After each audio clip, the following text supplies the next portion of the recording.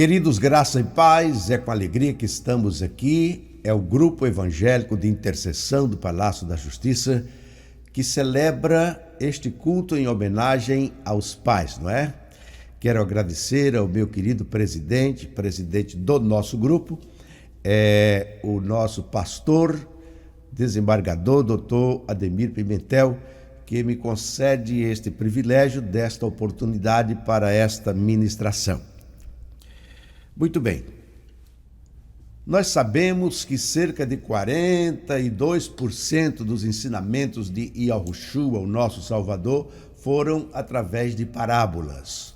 E hoje eu quero lhes trazer uma parábola muito conhecida, cantada em verso e prosa, conhecida das crianças na EBD, enfim. É uma parábola que nós, logo todos que se convertem, e até aqueles que não são convertidos, conhecem a parábola chamada do filho pródigo. Na realidade, esse título aos textos são dados pelos escritores, pelos tradutores, não é? Porque as escrituras nós sabemos que foram escritas sem vírgula, sem pontos, sem divisão de versículos, capítulos, enfim, e muito menos com título para os textos. Eu daria um título diferenciado para esta parábola. Eu daria o título de Os Filhos Pródigos, porque na realidade os dois são pródigos, né? Pródigo é aquele que desperdiça. Então nós temos aqui dois pródigos, um que desperdiçou tudo, gastando mal no mundo, e o outro que desperdiçou não gastando absolutamente nada, ou seja, não tirando proveito daquilo que lhe era de direito, não é? Por isso Salomão, em Eclesiastes capítulo 9, versículo 9, ele deixa claro, ele diz: invista, gaste, viva os dias da tua mocidade com a mulher que você ama, porque essa é a porção que Deus lhe deu pelo seu trabalho debaixo do sol. Então você deixar de viver também, deixar de aproveitar, você acaba tornando-se uma pessoa avarenta, ou seja, pródigo, entendeu? Então nós temos aqui, neste cenário desta parábola, três figuras importantes: o pai e dois filhos que, ao meu ver, desequilibrados, não é? Um que não quer nada com o trabalho, quer mais viver as coisas do mundo, e o outro que trabalha demais e não vive nada. E me parece que está faltando nessa casa uma figura muito importante para equilibrar, como coluna, não é? Que é a figura da mãe. Observamos que tem o pai, dois filhos, mas não aparece a figura da mãe aqui neste cenário. E daí a Bíblia dizer que a mulher sábia edifica, ou seja, constrói.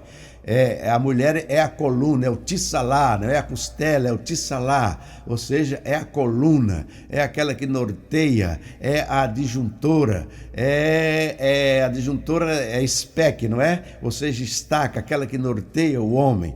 Por isso é importante a figura da mãe. Então, mesmo sendo uma celebração do Dia dos Pais, não podemos esquecer o valor da mãe dentro desse contexto da família. Muito bem. Nós encontramos a expressão Abba Pai na Bíblia, pelo menos 680 vezes ela aparece no Antigo Testamento, 370 aproximadamente no Novo Testamento. Então nós temos aí essa expressão Abba Pai pelo menos 1050 vezes na Bíblia, sempre com uma lição muito importante. A palavra pai é ave é pai, Abba é meu pai, querido pai, papai. É muito comum em Israel, quem já foi a Israel, ver as crianças na rua, Abba, ou seja, o papai. Então é muito importante. A palavra Abba, ela é formada por duas letras, não é? A primeira, Aleph, que nós entendemos aqui como A, não é? Que significa autoridade, líder, aquele que governa a família, aquele que lidera, aquele que comanda, não é? Não é aquele que manda, mas aquele que comanda. Há uma diferença entre mandar e comandar, ok? E Bet, que está apontando para casa, para a família. Então, Abba Pai, nós temos o quê? O líder da família, o que tem autoridade, o provedor, a fonte, não é? Como dissemos, aquele que lidera, aquele que governa, aquele que encaminha, aquele que vai na frente, não é?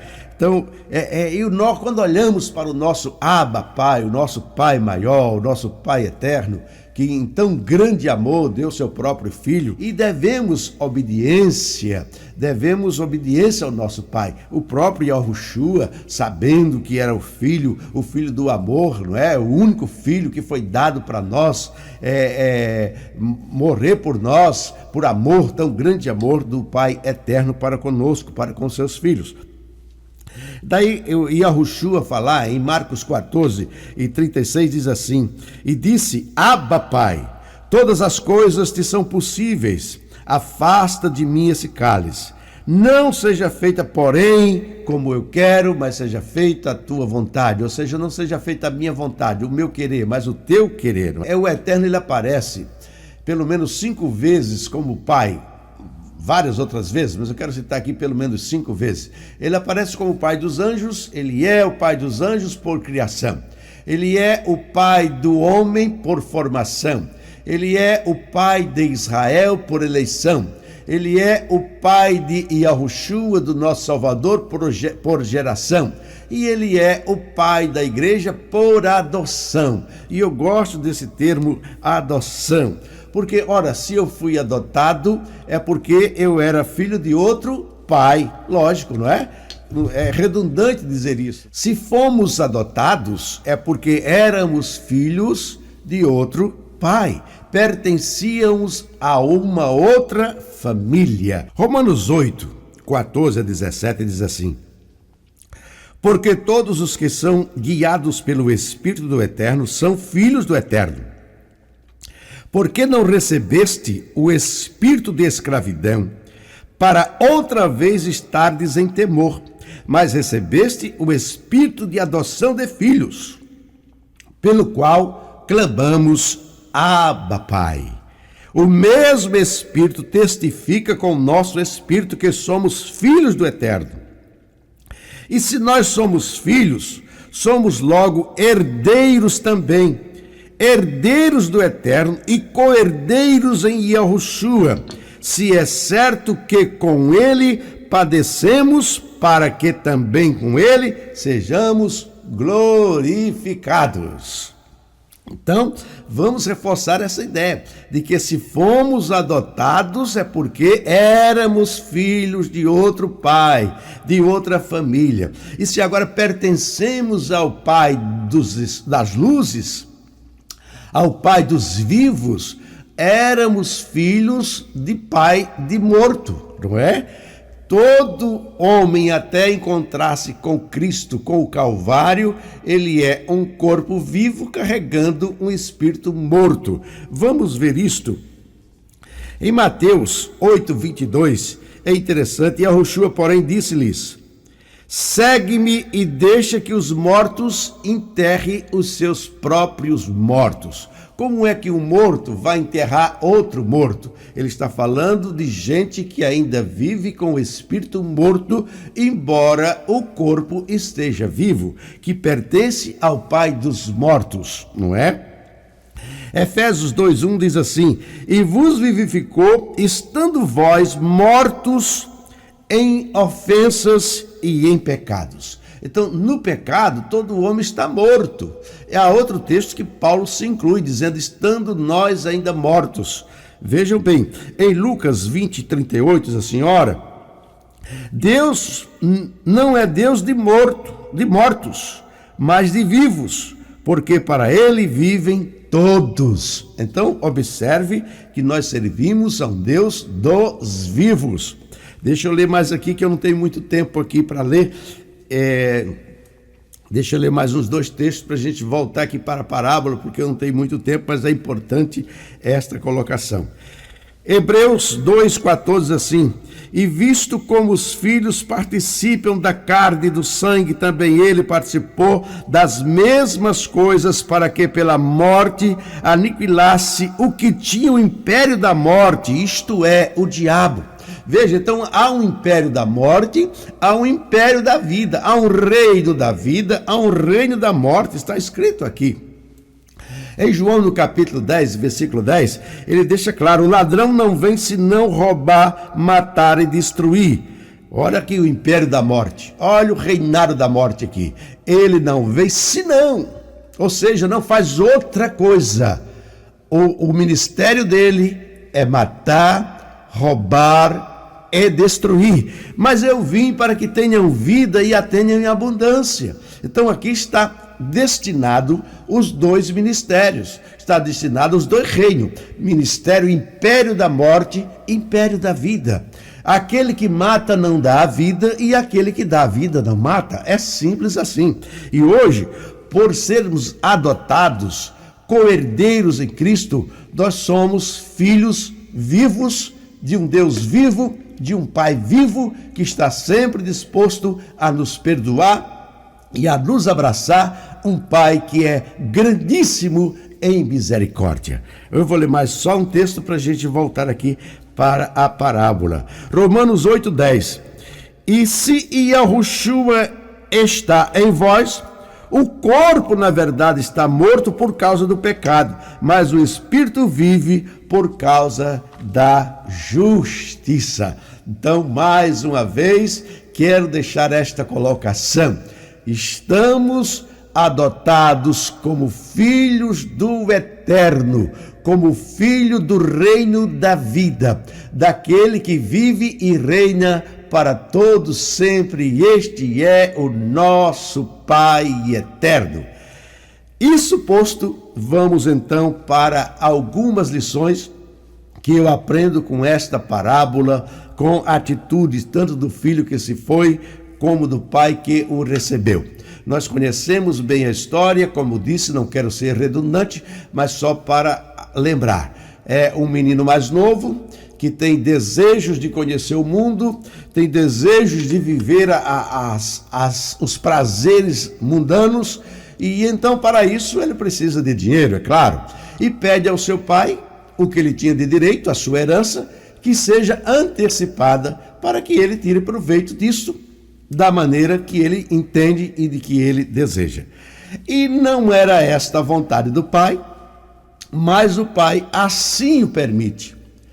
Precisamos entender que o que é permissão não é vontade. Inventar um negócio aí para justificar algumas falhas, inventar um negócio de vontade permissiva, por não saber explicar determinadas situações, diz que Deus tem duas vontades. Tem uma vontade principal e tem uma vontade permissiva. Não, Deus é único em tudo, não há duvidade em nada. Ele é um Deus único, tem uma só palavra e tem uma só vontade. Ou é vontade ou é permissão. E se é permissão, já está claro que vontade não é, ok? É simples assim. Então esta não era a vontade desse pai, mas foi uma permissão atendendo o desejo do coração do filho e não do coração do pai. Ora, esse menino sai e gasta tudo com o mundo. Enquanto tinha dinheiro, tinha amigos, bons restaurantes, boas comidas, não é? Bom hotel para dormir, enfim. Enquanto o dinheiro está em evidência, enquanto ele tem o dinheiro, ele tem tudo isso, mas só que o dinheiro acaba, não é? E esses prazeres consumiram toda a sua renda, todo o seu dinheiro, e ele agora fica numa situação complicada, uma situação de morador de rua, vamos dizer assim, na nossa prática, na nossa cultura, a gente entende melhor. Então ficou agora sem ter onde morar, sem ter onde comer, e vai arranjar um emprego para tratar de porcos. É claro que os porcos comiam alfarrobas, que é uma semente, é uma ração muito boa, é uma semente que até nós usamos no nosso chocolate aqui. Muita gente nem sabe o que é alfarrobas, né? E ele se alimentava daquelas bolotas feitas, aquela ração feita com a semente das alfarrobas. Se fosse aqui no nosso Brasil, na nossa cultura, porco não come isso. Porco come lavagem. Lavagem, para quem não sabe, é resto de comida, né? Tudo que sobra das comidas, inclusive aqui mesmo no Rio de Janeiro tem empresas que catam resto de comida de restaurante para a criação de porcos. Mas era isso que ele estava vivendo ali. E ele começa a pensar, peraí, e os empregados do meu pai tem uma alimentação melhor do que essa, vive melhor do que eu estou vivendo aqui.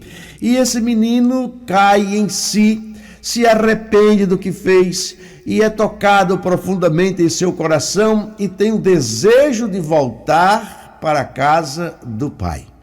Mas há uma preocupação. Será que o meu pai vai me receber? Isso é normal? Será que o meu pai vai me receber? Será que ele vai me compreender? Será que ele vai entender isto? Olha, nós sabemos que sim. E esta parábola foi nos deixada como ensinamento exatamente para mostrar o quanto nosso Pai está disposto a nos receber e a nos proteger e a nos perdoar e receber com grande alegria. Aquele moço, então, ele tem uma atitude, e agora eu começo a aprender um pouco mais.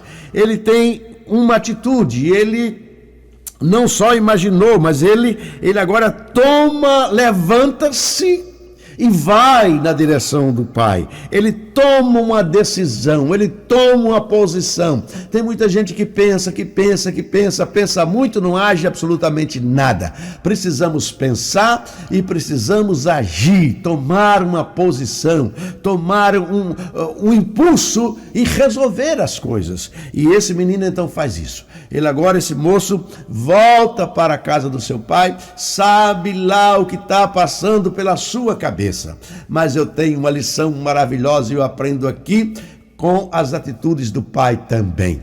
Observem, diz o texto que quando aquele menino, eu posso imaginar que o pai, todos os dias, à tardinha, aquela hora do café das 5, quando a labuta, os trabalhos do dia iam terminando e batia profundamente no coração daquele pai uma saudade daquele filho e pensando como será que está, sem ter notícia, como está o meu filho, será que está vivo, se está morto, se está passando necessidade, como será que ele está? Mas havia no coração daquele pai uma certeza de que um dia aquele filho voltaria. E eu posso imaginar, a Bíblia não diz, mas não me proíbe pensar. Pensa comigo que todos os dias à tardinha aquele pai ia para aquela varanda da sua fazenda, que dava exatamente para aquele caminho. Ali ele podia vislumbrar o mesmo caminho que um dia o filho se foi, mas com uma certeza no coração e um desejo grande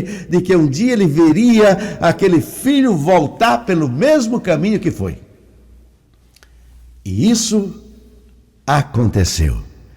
E um dia ele está lá, outra vez, pensando e olhando, vislumbrando o caminho, quando diz a Bíblia que de longe aparece o moço e o pai o reconheceu de longe. Meus queridos, pensa comigo, a imagem daquele moço não era a mesma. Aquele moço saiu bem vestido, cheiroso, perfumado, perfumado e cheiroso. Ele saiu forte, ele saiu bem tratado, ele saiu muito bonito, mas agora está voltando sujo, barbado, cabeludo, mal cheiroso, com uma roupa suja, de repente rasgada, não sabemos, mas era daí para lá. Então a imagem daquele moço não era a mesma, estava muito diferente da imagem de quando ele saiu. Mesmo assim, diz a Bíblia que de longe o pai o reconheceu. E tão grande foi a alegria. E eu tenho aqui uma segunda lição. Ele se moveu de grande compaixão. E ele não esperou que o filho viesse, mas ele corre ao seu encontro. Primeiro ele o conhece de longe. E agora ele não espera ele chegar. Ele corre ao seu encontro. Eita, que alegria grande! E é assim que o Pai faz conosco. Todas as vezes que nós damos um passo para Ele, Ele corre em nossa direção para nos abraçar. E aquele Pai não somente correu, mas Ele também chorou de grande compaixão, de grande alegria, porque nós choramos de tristeza, mas também choramos de alegria, e aquele pai chora, comovido, alegre no seu coração, ele chora, e diz a Bíblia que ele abraçou o filho, o abraçou, se jogou no pescoço, o abraçou, e não somente o abraçou, mas também o beijou, numa demonstração de não ressentimento, sem ressentimento, mas numa demonstração de profundo amor. Abraça o filho, não importa se está mal cheiroso, importa que ele está comigo, e ele o abraça e ele o beija. Isto é uma demonstração de grande amor e de grande alegria por receber aquele filho. É assim que o nosso Pai eterno trabalha conosco. Sempre que nós resolvemos voltar à casa do Pai, sempre que nós, com o coração contrito, resolvemos dar um passo para Ele, Ele está sempre preparado a correr, nos abraçar, nos beijar e nos receber com profundo amor, sem nenhum ressentimento. Conta-se uma ilustração, e eu quero compartilhar com você, porque é bem apropriada para este momento, de que eu estou assim meio afônico, estou saindo do resfriado aí, e estou aqui com a bombinha aqui para me segurar, porque está complicado. Muito bem, mas o seu Antônio, que era vizinho de um grande fazendeiro, e esse fazendeiro viveu uma situação dessa, em que o filho também pediu um dinheiro e saiu de casa e foi viver pelo mundo. E um dia o seu Antônio o encontra, e ele estava numa situação muito difícil também, parecido com esta questão do filho pródigo. E aí o seu Antônio falou: rapaz, Joãozinho, você deixou seu pai, sua casa, sua fazenda, seu pai vive também, você aqui vivendo numa situação dessa, por que você não volta para casa e tal? E aconselhou o menino, e ele disse: olha, seu Antônio, realmente eu já pensei nisso, eu estou arrependido do que fiz, tenho desejo de voltar para casa, mas eu fico pensando, será que o meu pai vai me receber? Será que o meu pai vai me compreender? Será que ele vai entender? Eu acho que ele está profundamente magoado comigo e não vai me receber. O senhor Antônio, não, conhecendo o seu pai como eu conheço, um homem muito bom, de coração muito bom, com certeza você é filho, ele vai te receber. Então eles combinaram o seguinte, ele disse: olha, senhor Antônio, o senhor faz o seguinte, o senhor fala com meu pai, conta a minha situação, conta a minha história e diz que eu estou realmente desejoso de voltar e veja qual é a reação dele. Se o meu pai me aceitar, o senhor se lembra de uma amendoeira que tem lá atrás da minha casa? Quando o trem passa, nós visualizamos aquela amendoeira. Então eu vou fazer o seguinte, no dia tal, no horário tal, eu vou passar de trem. Se o meu pai estiver disposto a me receber, o senhor amarra um lenço branco num galho daquela amendoeira, para que ao eu passar e ver aquele lenço, eu tenha certeza de que meu pai vai me receber e então eu vou chegar em casa. Ah, meus amados irmãos, quando naquele dia ele pega aquele trem e ele vai chegando perto de casa, não havia apenas um lenço naquela amendoeira, mas toda a amendoeira estava coberta de lenços brancos, tão grande era a alegria do pai em o receber. E aí ele pôde com tranquilidade descer do seu trem e ir até a casa do seu pai, e uma história muito parecida com essa do filho pródigo. Meus queridos, voltando aqui para a parábola, agora, este pai manda vestir este filho. Ele faz uma festa, tem música, tem bebidas, é claro que deveria ser o tiroche, né? Ou o tirochê, o vinho novo, sem o fermento, era a bebida usada e preferida, não é? Então, certamente, a bebida, a música, a dança, era assim que eram feitas as festas, e a festa está rolando, e ele diz: traga o melhor vestido, as melhores vestes, e vistam meu filho. Deus tem sempre algo melhor para nós. E quando eu falo isso, não estou falando como aqueles que dizem: o melhor de Deus ainda está por vir. Não, o melhor dele já veio. Nada melhor do que o seu único filho que ele já deu por nós. Então isso, agora, aqui na terra, sempre haverá coisas melhores, e nós não conquistamos por causa do nosso coração. Inventaram um negócio aí que para ser crente tem que ser miserável, tem que estar na prova.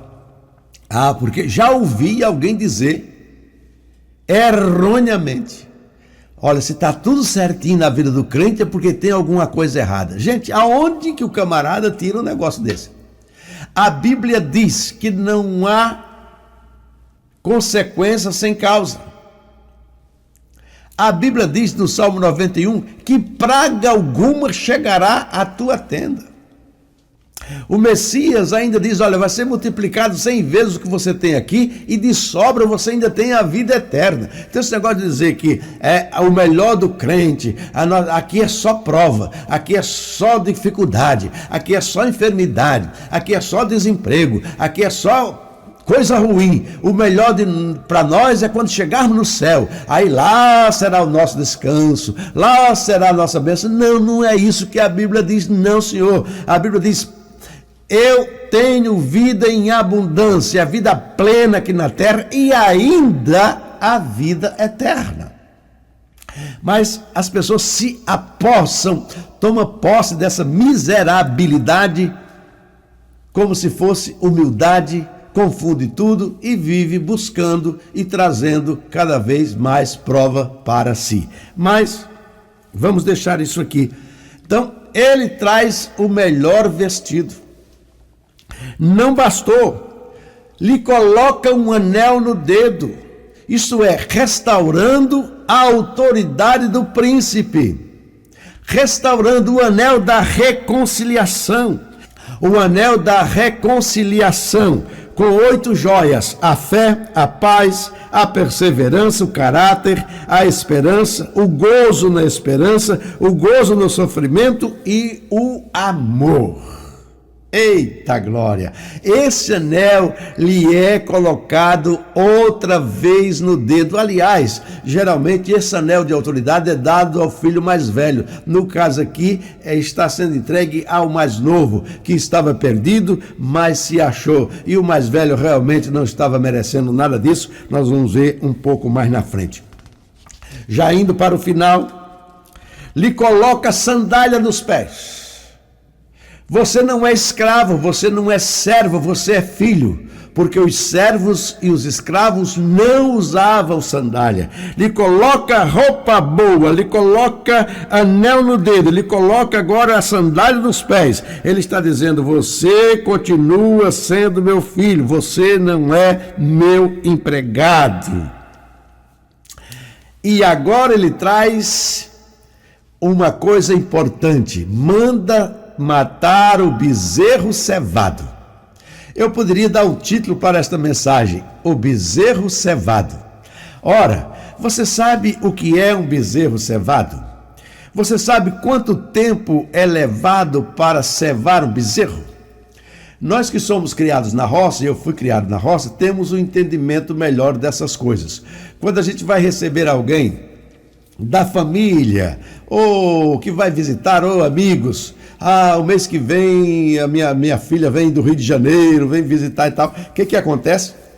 Se pega as galinhas e se separa num chiqueiro, tira-se do terreiro, coloca-se num chiqueiro para ser cevada, ou seja, vai receber uma alimentação, uma ração diferenciada, para que as impurezas também da carne saiam e que ela fique uma carne terra, macia, gostosa, com a gordura necessária. Agora, a galinha é mais fácil de cevar, 15 dias, um mês se tem uma galinha preparada. Agora, para cevar um bezerro não é em 30 dias, meu filho. O bezerro leva um tempo para ser cevado. Ele é separado, recebe uma ração especial para que a sua carne continue uma carne terra, macia, gostosa, com um grau de gordura necessário para um bom churrasco, para uma boa festa, para uma boa degustação. Isto significa que, logo que esse filho saiu, um pouco depois, o pai já havia pensado, aliás, o pai tinha certeza no seu coração de que aquele filho iria voltar. E ele disse: já separa o bezerro para ser cevado, porque eu tenho certeza absoluta que esse meu filho que está perdido, ele será encontrado, ele será achado. Eita maravilha! É assim que o Pai faz. Muitos hoje estão fora, mas são de dentro. E um dia irão voltar. E a festa já está preparada. Porque o nosso Pai, ele é onisciente. E ele conhece já toda a nossa caminhada. Nós temos muita gente lá fora, que estão lá fora, mas não são de lá, são daqui de dentro. Como nós temos muita gente que estão aqui dentro, mas que não são de dentro, são lá de fora. Ora, são os perdidos de dentro e os perdidos de fora. E me parece que os perdidos de fora são mais fáceis de ser encontrados do que os perdidos de dentro. Mas nós vamos já terminar isso aqui e eu vou concluir. E ele disse, ora, o filho disse para ele o quê? Pai, eu não sou digno de ser chamado teu filho. Mas ele está dizendo o quê? Me recebe pelo menos como um empregado. Mas ele disse, não, vamos celebrar, vamos fazer festa, porque este meu filho estava perdido, mas foi achado. Eita, que maravilha! Concluindo, eu quero trazer o filho mais velho, que agora, vendo toda essa festança e toda essa alegria, ele fica revoltado. É o perdido que está dentro. O perdido de fora foi achado. O perdido de dentro continua dentro da casa, mas continua perdido. Observe agora a situação dele. A festa está rolando, mas ele está perdendo a festa. Ele já perdeu tudo, não aproveitou nada. E agora fica do lado de fora reclamando, murmurando. O pai vai até ele e diz, meu filho, o que está acontecendo? E o que é que ele diz? Olha, eu estive o tempo todo aqui, trabalhando de sol a sol, nunca deixei a sua casa, nunca deixei o senhor nunca me deu um cabrito para festejar com os meus amigos. Agora, esse teu filho, veja, não é meu irmão não, esse teu filho gastou tudo e você faz festa para ele. Ah, que tristeza no coração daquele pai. E muitas vezes nós reclamamos daquilo que Deus já nos deu, e nós, por falta de sabedoria, não aproveitamos nada e ainda reclamamos com o pai. E o pai diz, meu filho, você não entendeu nada. Tudo que tem aqui é seu. Você poderia ter quantos bezerros você quisesse. Não apenas um cabrito, mas quantos bezerros cevados você quisesse cevar. Isso aqui tudo é seu e você não entendeu absolutamente nada. Quantas vezes nós vivemos assim, dentro da casa do Pai, mas sem viver a vida que o Pai deseja e já nos deu. A Bíblia diz que tudo que nós precisamos para viver bem, o Pai eterno já providenciou, mas nós não alcançamos. Por quê? Por causa da nossa pequena fé, por causa do nosso coração. Que o eterno, o nosso Pai, esteja sempre conosco, paciente, perdoador, que é assim que Ele é, e que Ele possa não, porque Ele pode, né? Que Ele continue nos abençoando e nos agraciando. Muito obrigado a todos vocês e parabéns mais uma vez, papais. Vamos orar agora, agradecendo ao nosso Pai eterno por este cuidado tão grande que Ele tem conosco e agradecendo por todos os pais do Brasil e do mundo.